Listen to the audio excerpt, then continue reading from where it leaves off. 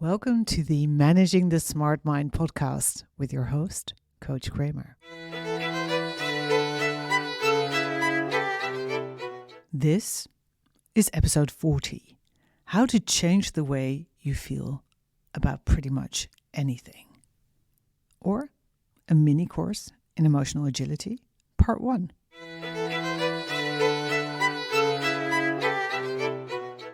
Oh, hello, smart human.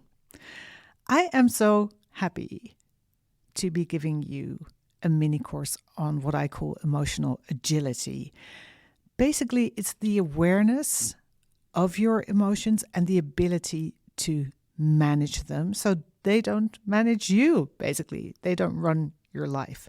So over the next couple of episodes, we're doing a deep dive into it. And what you'll learn is, first of all, what emotions actually are and how they are created.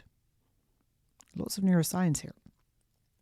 Why you want to intentionally manage your emotions. Why even bother, right?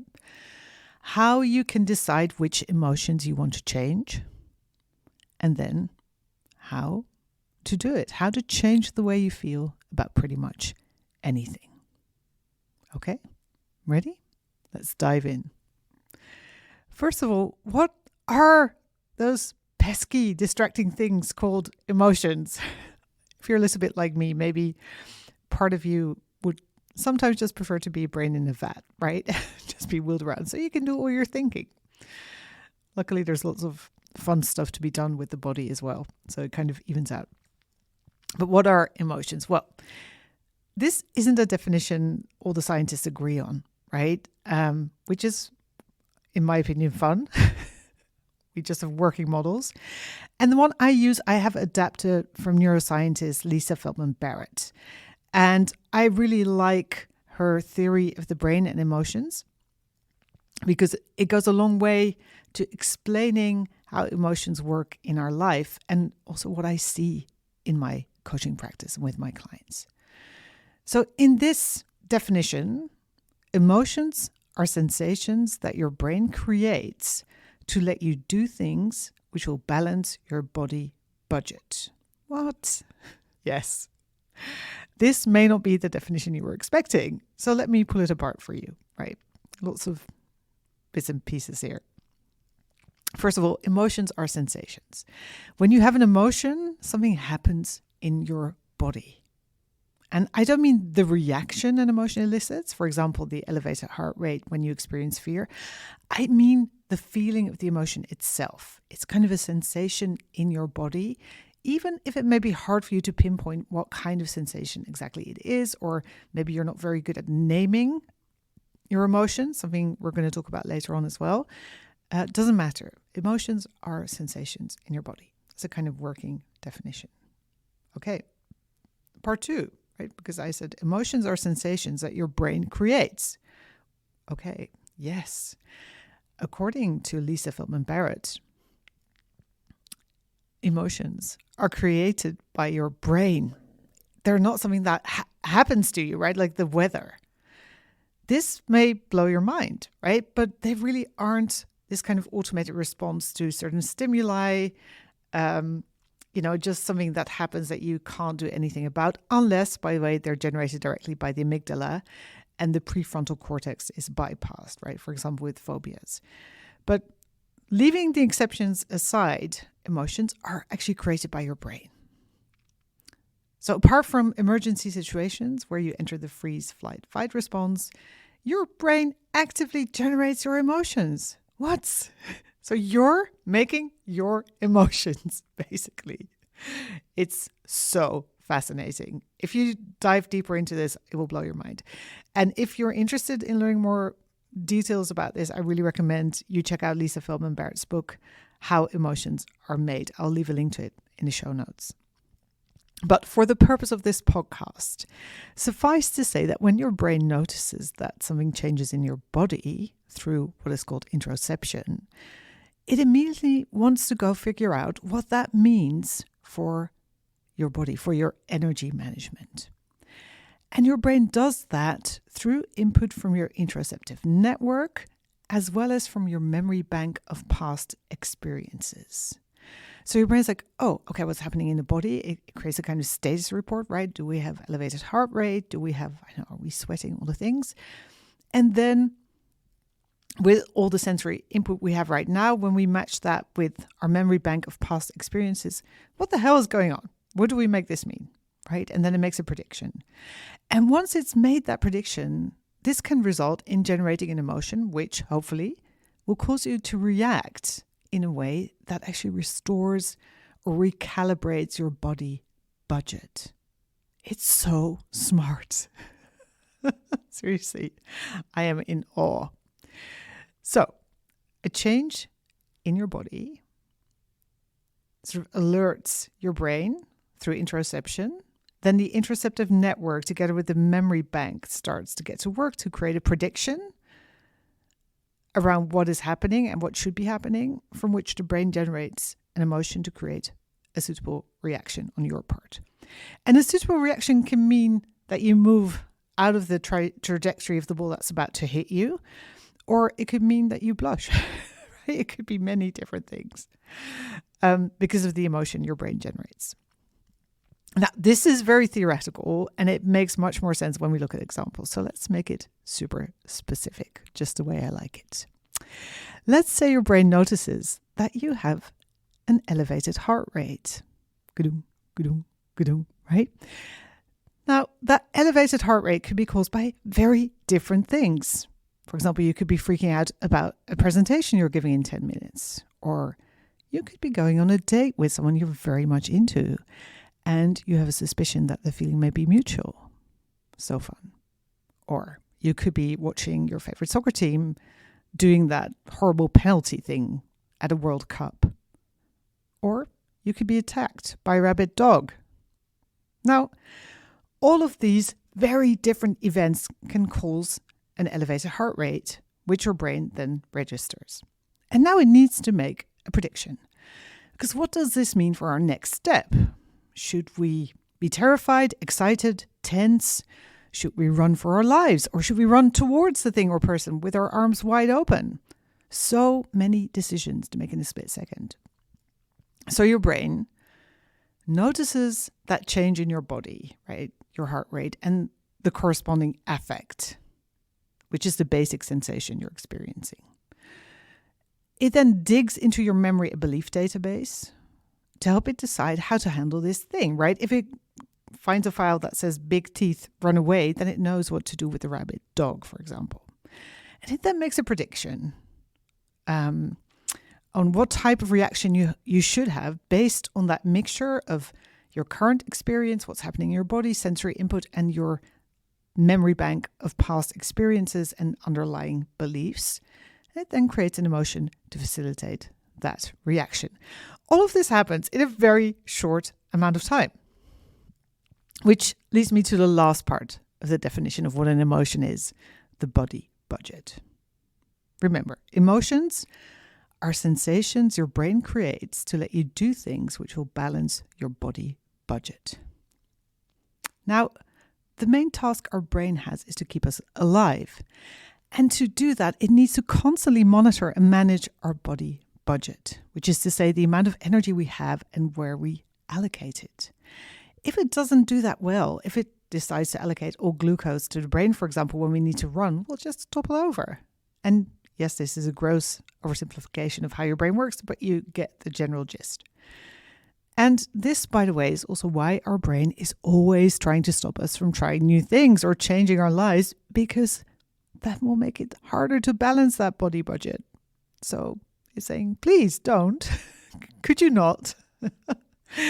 So what may look like self-sabotage to you on a brain level isn't at all. It's actually self-preservation, which is interesting, right?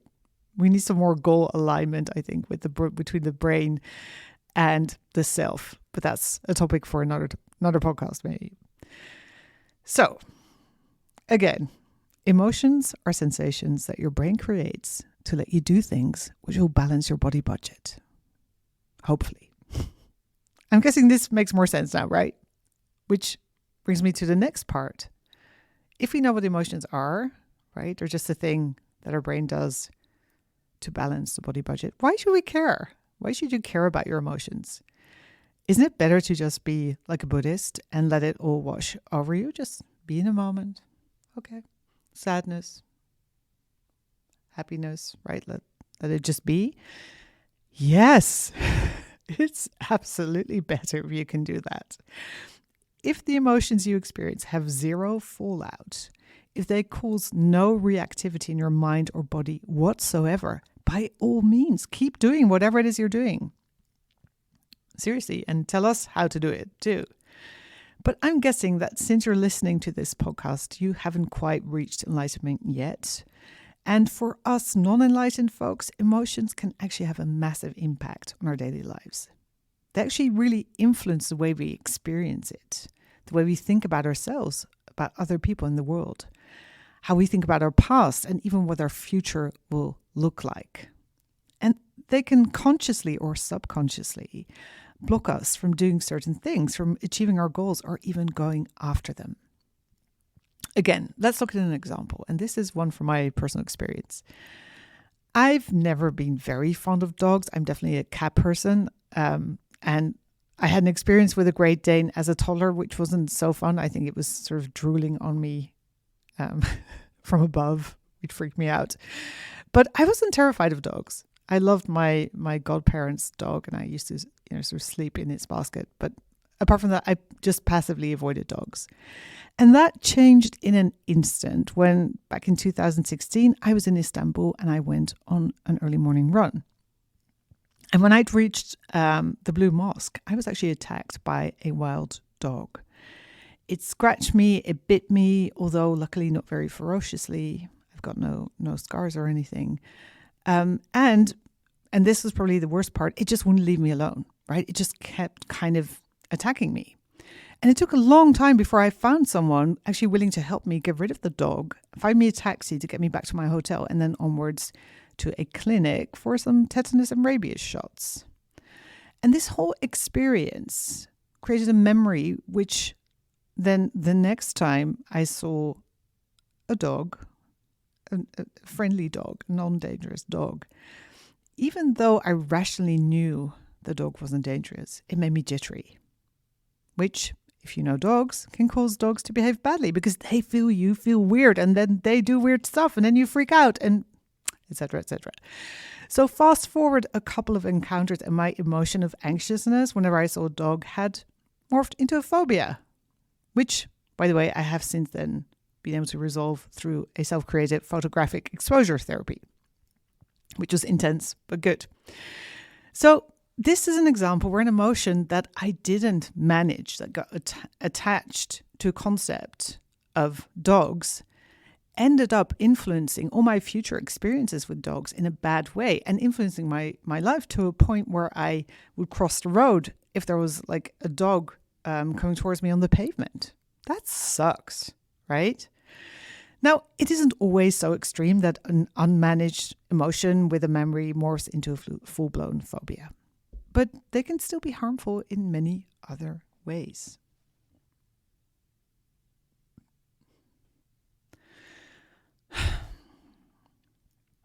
If something a colleague you don't particularly gel with does today annoys you, like even if it's just the way they blow their nose or something, or the way they make a request, which in your experience is making a demand, if it annoys you again tomorrow and the day after, then you start laying the foundations in your brain for getting annoyed by them every single day, regardless of what they do, right? They'll kind of become, how do you say that, a bane to your existence. It'll be awful if you don't manage that. If you experience disappointment about the amount of money you're making at the end of each month, and you keep reinforcing that, then that can easily turn into a habit of being disappointed with your money-making skills, identifying, right, with the emotion of disappointment, making it mean that you suck, and it can even end up being a self-fulfilling prophecy. So, yes, you definitely want to manage your emotions. Our emotions co-create our future. As Lisa Feldman Barrett puts it, every experience you construct is an investment. So you want to invest wisely, right? There's no such thing as a reality out there, which we then experience It's all basically a co-construction with your memories, with your brain. Which leads me to the next question. How do you decide which emotions you want to manage? I mean, you have so many, right? How do you decide? What's important? Is it just a matter of good emotions versus bad emotions? And what are they even? Okay. This completely depends on context. There aren't really bad emotions, right? There are emotions that are unproductive, depending on context. And those you definitely want to manage. Think about maybe massive anxiety when you speak in front of an audience, or disgust when you look at your own body, or disappointment when you think about your achievements. Those emotions are unproductive in these contexts, right? They do not help you lead a beautiful life.